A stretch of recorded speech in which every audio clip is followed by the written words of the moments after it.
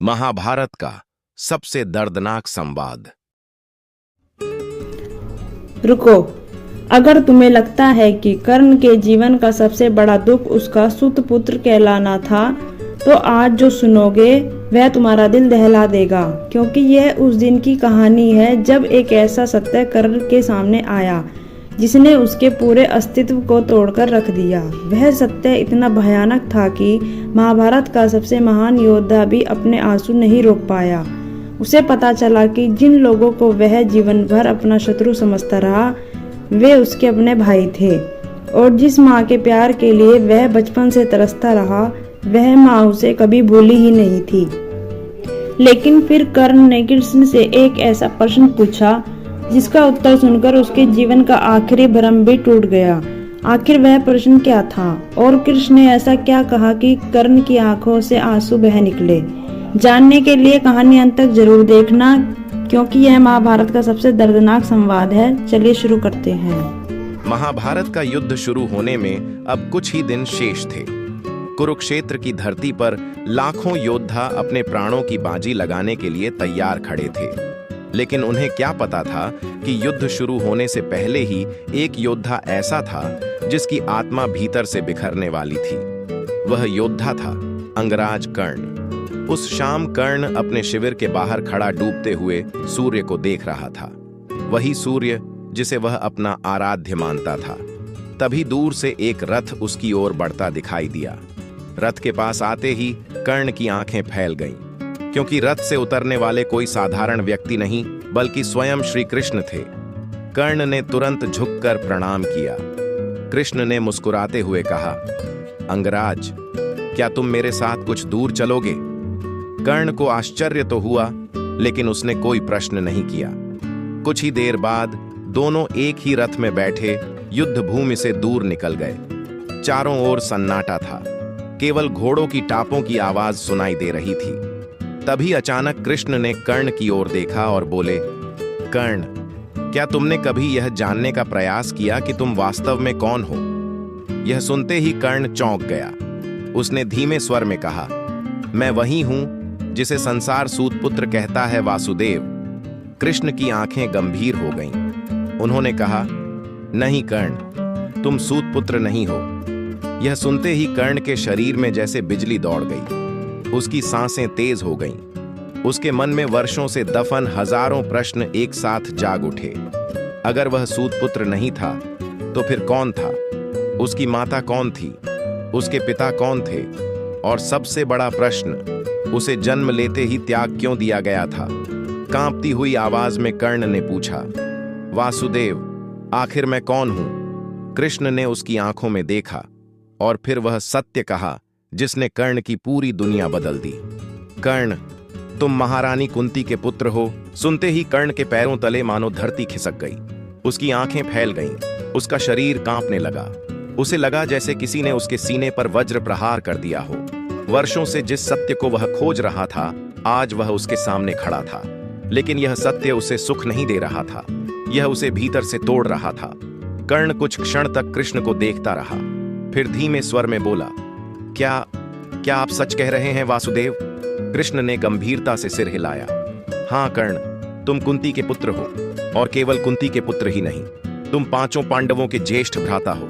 यह सुनते ही कर्ण की आंखों से आंसू बह निकले। उसके कानों में जैसे बार बार वही शब्द गूंजने लगे, ज्येष्ठ पांडव, ज्येष्ठ पांडव, ज्येष्ठ पांडव। उसे याद आने लगा वह दिन जब द्रोणाचार्य की सभा में उसके कुल का उपहास उड़ाया गया था। उसे याद आया जब कृपाचार्य ने पूछा था कि वह किस राजवंश का पुत्र है। उसे याद आया जब पूरी सभा उसे सूतपुत्र कहकर हंस रही थी। और आज पता चल रहा था कि वह उन्हीं लोगों से भी ऊंचे कुल में जन्मा था जिन्होंने उसका अपमान किया था। कर्ण ने दोनों हाथों से अपना सिर पकड़ लिया। उसके भीतर वर्षों का दर्द ज्वालामुखी बनकर फूट रहा था। तो मेरी माता जीवित थी, उसने भर्राई हुई आवाज में कहा। वह सब जानती थी, फिर भी उसने मुझे अकेला छोड़ दिया। उसके चेहरे पर दर्द साफ दिखाई दे रहा था। जब लोग मुझे सूतपुत्र कहकर अपमानित करते थे, तब वह कहां थी? जब मैं अकेला रोता था, तब वह कहां थी? जब मुझे अपने जन्म का उत्तर चाहिए था, तब वह कहां थी? कृष्ण शांत बैठे रहे, क्योंकि इन प्रश्नों का कोई ऐसा उत्तर नहीं था जो कर्ण के घाव भर सके। कर्ण की आंखों से आंसू लगातार बह रहे थे। मैंने जीवन भर अपनी पहचान खोजी वासुदेव, और आज जब मृत्यु मेरे सामने खड़ी है तब मुझे बताया जा रहा है कि जिन लोगों से मैं युद्ध करने जा रहा हूं वे मेरे अपने भाई हैं। यह कहते हुए उसकी आवाज टूट गई। फिर अचानक उसने कृष्ण की ओर देखा। क्या अर्जुन भी मेरा भाई है? कृष्ण ने धीरे से कहा। हाँ कर्ण, अर्जुन तुम्हारा छोटा भाई है। यह सुनते ही कर्ण के चेहरे का रंग उड़ गया। अर्जुन, वही अर्जुन जिसे वह जीवन भर अपना सबसे बड़ा शत्रु मानता रहा, वही अर्जुन जिसके विरुद्ध उसने अनगिनत प्रतिज्ञाएं ली थीं, वही अर्जुन जिसके वध का स्वप्न वह वर्षों से देख रहा था। आज पता चल रहा था कि वह उसका अपना रक्त था, उसका अपना भाई था। कर्ण की मुट्ठियां भींच गईं। उसकी आंखों में दर्द और क्रोध एक साथ दिखाई देने लगा। लेकिन तभी कृष्ण ने एक ऐसी बात कही जिसे सुनकर कर्ण की सांसें रुक गईं, क्योंकि अब कृष्ण उसे वह प्रस्ताव देने वाले थे जो किसी भी मनुष्य को संसार का सबसे शक्तिशाली राजा बना सकता था। कृष्ण की बात सुनकर कर्ण कुछ क्षण तक मौन बैठा रहा। उसके भीतर भावनाओं का तूफान उठ चुका था। एक ओर वह सत्य था जिसका उत्तर वह जीवन भर खोजता रहा था, और दूसरी ओर वह जीवन था जिसे उसने अपने संघर्षों से बनाया था। तभी कृष्ण ने उसकी ओर देखा और बोले, कर्ण, अभी भी सब कुछ बदल सकता है। कर्ण ने आश्चर्य से उनकी ओर देखा। कृष्ण आगे बोले, तुम केवल कुंती के पुत्र नहीं हो, तुम पांडवों में सबसे बड़े हो। हस्तिनापुर के वास्तविक अधिकारी तुम हो। यह सुनते ही कर्ण का हृदय जोर से धड़कने लगा। कृष्ण ने कहा, यदि तुम आज मेरे साथ चलो तो युधिष्ठिर तुम्हारे चरण स्पर्श करेंगे, भीम तुम्हें अपना ज्येष्ठ भ्राता मानकर सिर झुकाएगा, अर्जुन तुम्हारे सामने खड़ा होकर तुम्हारा सम्मान करेगा, और जिस सिंहासन के लिए यह युद्ध होने जा रहा है उस पर बैठने का अधिकार सबसे पहले तुम्हारा है। कर्ण स्तब्ध रह गया। जिस सम्मान के लिए उसने पूरी जिंदगी संघर्ष किया, आज वह स्वयं उसके सामने खड़ा था। उसे अपना बचपन याद आने लगा। वह अपमान, वह तिरस्कार, वह दर्द, जब हर कोई उसे सूतपुत्र कहकर नीचा दिखाता था, और आज वही संसार उसके चरणों में झुक सकता था। कृष्ण ने फिर कहा, मेरे साथ चलो कर्ण, युद्ध समाप्त हो जाएगा, लाखों लोगों का रक्त बहने से बच जाएगा, कुंती को उसका खोया हुआ पुत्र मिल जाएगा, और तुम्हें तुम्हारा परिवार। कुछ क्षणों के लिए कर्ण की आंखों के सामने एक अलग संसार उभर आया। एक ऐसा संसार जहां वह अकेला नहीं था, जहां उसके भाई थे, उसकी माता थी, उसका अपना परिवार था। लेकिन तभी उसके मन में एक और चेहरा उभर आया। वह चेहरा था दुर्योधन का। वही दुर्योधन जिसने उस समय उसका हाथ पकड़ा था जब पूरा संसार उसका अपमान कर रहा था।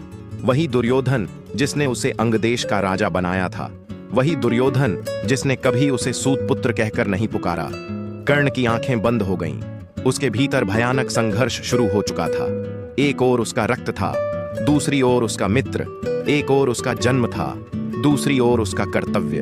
तभी कर्ण ने धीरे धीरे अपनी आंखें खोलीं, और जो उत्तर उसने कृष्ण को दिया उसे सुनकर स्वयं वासुदेव भी कुछ क्षणों के लिए मौन रह गए, क्योंकि कर्ण अब ऐसा निर्णय लेने वाला था जो उसके जीवन के साथ साथ पूरे महाभारत का भविष्य तय कर देगा। कर्ण ने गहरी सांस ली। उसकी आंखों में आंसू थे, लेकिन चेहरे पर एक अजीब सी शांति दिखाई दे रही थी। उसने कुछ क्षण तक डूबते हुए सूर्य को देखा और फिर कृष्ण की ओर मुड़कर बोला, वासुदेव, आपने मुझे आज वह सब दे दिया जिसकी चाह मैंने जीवन भर की थी। आपने मुझे मेरा नाम दिया, मेरा कुल दिया, मेरे भाई दिए, मेरी माता दी, लेकिन एक बात बताइए। कृष्ण शांत भाव से उसे देखते रहे। कर्ण बोला, जब पूरी दुनिया मुझे सूतपुत्र कहकर अपमानित कर रही थी तब मेरे ये भाई कहाँ थे? जब मुझे धनुर्विद्या सीखने के लिए दर दर भटकना पड़ा तब मेरा यह राजवंश कहाँ था? जब मेरे हृदय में अकेलेपन का अंधकार था तब यह सत्य कहाँ था? उसके शब्दों में शिकायत नहीं थी, केवल दर्द था, वर्षों का दबा हुआ दर्द। कृष्ण ने उत्तर नहीं दिया, क्योंकि वे जानते थे कि कर्ण के इन घावों को कोई शब्द नहीं भर सकता। तभी कर्ण आगे बोला, लेकिन एक व्यक्ति था जो उस समय मेरे साथ खड़ा था। उसके चेहरे पर हल्की मुस्कान आई। दुर्योधन। कृष्ण ने उसकी आंखों में देखा। कर्ण की आवाज और दृढ़ हो गई। जिस दिन पूरी सभा ने मेरा अपमान किया था उसी दिन दुर्योधन ने मेरा हाथ पकड़कर मुझे अंगदेश का राजा बनाया था। उसने कभी नहीं पूछा कि मैं किस कुल में जन्मा हूं। उसने केवल मेरे पराक्रम को देखा। कुछ क्षणों तक दोनों मौन रहे। फिर कर्ण ने कहा, आज यदि मैं उसे छोड़ दूं तो संसार मुझे धर्मात्मा कहेगा, लेकिन मेरी आत्मा मुझे कभी क्षमा नहीं करेगी। कृष्ण समझ चुके थे कि कर्ण का हृदय किस दिशा में झुक रहा है। फिर भी उन्होंने अंतिम बार कहा, कर्ण, मित्रता महान है, लेकिन धर्म उससे भी महान है। कर्ण मुस्कुराया, मुझे पता है वासुदेव, और मुझे यह भी पता है कि इस युद्ध में विजय किसकी होगी। यह सुनकर कृष्ण की आंखों में हल्का सा आश्चर्य उभरा। तुम जानते हो? कर्ण ने सिर झुका लिया। हाँ, मैं जानता हूं। फिर उसने धीरे धीरे कहा, जहां आप हैं वहां धर्म है, और जहां धर्म है वहां विजय है। यह सुनते ही कुछ क्षणों के लिए वातावरण पूरी तरह शांत हो गया। कर्ण सब समझ चुका था। उसे पता था कि कौरव सेना हारने वाली है। उसे पता था कि उसका अपना अंत निकट है। फिर भी वह अपने निर्णय से पीछे नहीं हट रहा था। कृष्ण ने गंभीर स्वर में पूछा, तो यह सब जानते हुए भी तुम दुर्योधन का साथ दोगे? कर्ण ने बिना एक पल गंवाए उत्तर दिया, हाँ। उसके इस उत्तर में ऐसी दृढ़ता थी कि स्वयं कृष्ण भी उसकी निष्ठा को देखकर मौन हो गए। लेकिन उसी क्षण कर्ण ने एक और बात कही, और वह बात सुनकर कृष्ण की आंखें भी गहरी सोच में डूब गईं, क्योंकि अब कर्ण अपने जीवन का सबसे बड़ा रहस्य कृष्ण को सौंपने वाला था। एक ऐसा रहस्य जो यदि युद्ध से पहले प्रकट हो जाता तो शायद पूरा महाभारत बदल जाता। कर्ण की बात सुनकर कृष्ण गंभीर हो गए। डूबते हुए सूर्य की लालिमा दोनों के चेहरों पर पड़ रही थी। ऐसा लग रहा था मानो स्वयं समय भी उस क्षण को रोककर सुनना चाहता हो। कर्ण ने धीरे धीरे कहा, वासुदेव, मैं आपसे एक वचन चाहता हूं। कृष्ण ने शांत स्वर में पूछा, कैसा वचन कर्ण? कर्ण कुछ क्षण मौन रहा, फिर बोला, मेरे जीवित रहते हुए यह सत्य किसी भी पांडव को मत बताइए। कृष्ण ने उसकी ओर देखा। क्यों? कर्ण की आंखें दूर क्षितिज पर टिक गईं। क्योंकि यदि युधिष्ठिर को पता चल गया कि मैं उनका ज्येष्ठ भ्राता हूं, तो वह कभी हस्तिनापुर का राज्य स्वीकार नहीं करेंगे। कृष्ण ध्यान से उसकी बात सुन रहे थे। कर्ण आगे बोला, और यदि उन्होंने राज्य मुझे दे दिया तो मैं वह राज्य दुर्योधन को सौंप दूंगा। यह सुनते ही कृष्ण की आंखों में गहरी गंभीरता उतर आई। कर्ण ने हल्की मुस्कान के साथ कहा, तब संसार पर उससे भी बड़ा अन्याय होगा। उसकी आवाज में कोई लालच नहीं था, कोई महत्वाकांक्षा नहीं थी। वह सचमुच राज्य नहीं चाहता था। वह केवल अपने मित्र का ऋण चुकाना चाहता था। कुछ क्षणों तक दोनों मौन रहे। फिर कृष्ण ने पूछा, कर्ण, क्या तुम्हें अपनी मृत्यु का भय नहीं? कर्ण मुस्कुराया। वह मुस्कान किसी साधारण मनुष्य की नहीं थी। वह उस योद्धा की मुस्कान थी जिसने अपने भाग्य को स्वीकार कर लिया था। भय? उसने धीरे से कहा, जिस व्यक्ति ने जन्म लेते ही अपनी मां को खो दिया हो, जिसने जीवन भर अपमान सहा हो, जिसे हर मोड़ पर ठुकराया गया हो, वह मृत्यु से क्यों डरेगा वासुदेव? कृष्ण उसे देखते रहे। कर्ण की आंखों में अब आंसू नहीं थे, वहां केवल शांति थी। मुझे केवल एक बात का दुख है, कर्ण बोला। काश यह सत्य मुझे बहुत पहले पता चलता। उसके शब्द हवा में तैर गए। काश मुझे बचपन में पता होता कि मैं कौन हूं। काश एक बार मेरी मां ने मुझे अपने सीने से लगाया होता। यह कहते कहते उसकी आवाज भर्रा गई, लेकिन अगले ही पल उसने स्वयं को संभाल लिया। फिर अचानक उसने कृष्ण की ओर देखा और कहा, लेकिन अब बहुत देर हो चुकी है। कृष्ण ने धीमे स्वर में पूछा, क्या सचमुच देर हो चुकी है कर्ण? कर्ण ने बिना झिझक उत्तर दिया, हाँ। फिर उसने रथ से नीचे उतरते हुए कहा, अब मेरा मार्ग निश्चित है। उसने दोनों हाथ जोड़कर कृष्ण को प्रणाम किया।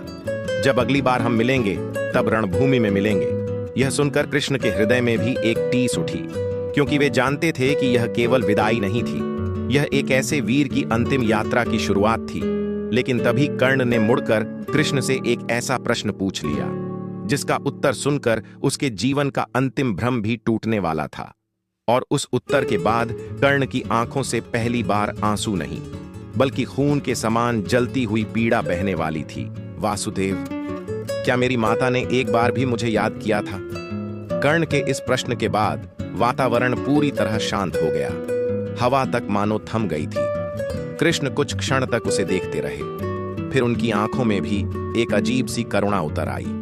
उन्होंने धीरे से कहा, कर्ण, तुम्हारी माता ने तुम्हें त्यागा अवश्य था, लेकिन तुम्हें कभी भुला नहीं पाई। यह सुनते ही कर्ण की सांसें रुक सी गईं। कृष्ण आगे बोले, हर सूर्योदय के साथ उसे तुम्हारी याद आती थी। हर सूर्यास्त के साथ उसकी आंखें तुम्हें खोजती थीं। और जब भी वह अपने 5 पुत्रों को देखती थी, उसे छठे पुत्र की कमी सबसे अधिक खलती थी। कर्ण की आंखों में आंसू तैरने लगे, लेकिन उसने उन्हें बाहर नहीं आने दिया।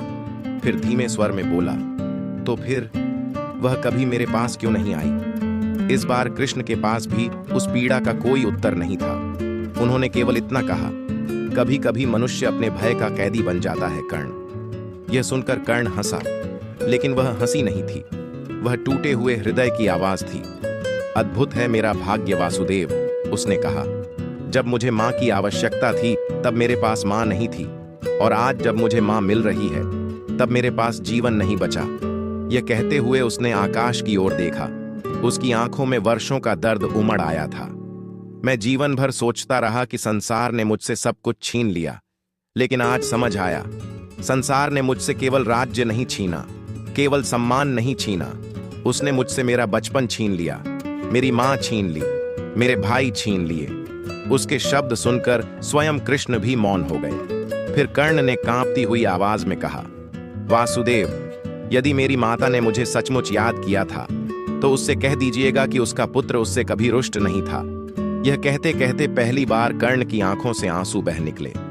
कह दीजिएगा कि उसने जिस बालक को गंगा में छोड़ दिया था वह अंतिम क्षण तक उसकी प्रतीक्षा करता रहा। कृष्ण की आंखें भी नम हो उठीं और उसी क्षण कर्ण ने अपने आंसू पोंछे, अपना धनुष उठाया और दृढ़ स्वर में कहा, लेकिन अब बहुत देर हो चुकी है माधव, अब मैं लौट नहीं सकता। फिर वह धीरे धीरे अंधेरे की ओर बढ़ने लगा और कृष्ण उसे जाते हुए देखते रहे, क्योंकि वे जानते थे कि उस रात कर्ण अपने शिविर में नहीं लौट रहा था। उस रात एक पुत्र अपने अधूरे बचपन का अंतिम संस्कार करके लौट रहा था। दोस्तों, अगर कहानी पसंद आई हो तो लाइक का बटन जरूर दबाएं और अपनी राय कमेंट में बताएं। चैनल को सब्सक्राइब करके बेल आइकन दबा दें ताकि कोई भी कहानी आपसे छूट ना जाए। इसे शेयर करें ताकि ये सीख दूसरों तक भी पहुंचे। मिलते हैं अगली कहानी में, तब तक के लिए धन्यवाद।